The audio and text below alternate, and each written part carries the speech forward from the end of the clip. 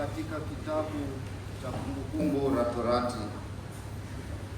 Musa aliwaambia makutano, utaikumbuka njia ile yote Bwana Mungu wako aliyokuongoza miaka hii 40 katika jangwa, ili atukuzwe, kujaribu kuyajua yaliyoongwa, ili akutweze yaliyo moyoni mwako, kwamba utashika amri zake au sivyo. Akakutweza, akakuacha uone njaa, akakurisha kwa mana usiyoijua wewe, wala baba zako hawakuijua, apate kukujulisha ya kuwa mwanadamu haishi kwa mkate tu, bali uishi kwa kila litokalo katika kinywa cha Bwana.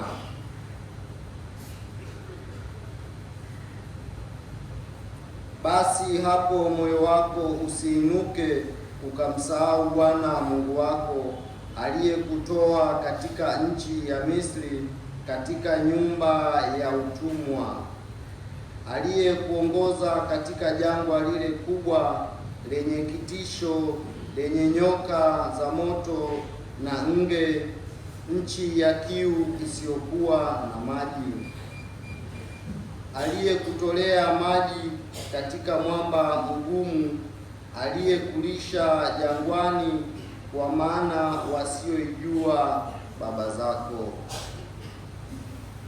Neno la Bwana. Msifu Bwana, Yerusalemu. Msifu Bwana.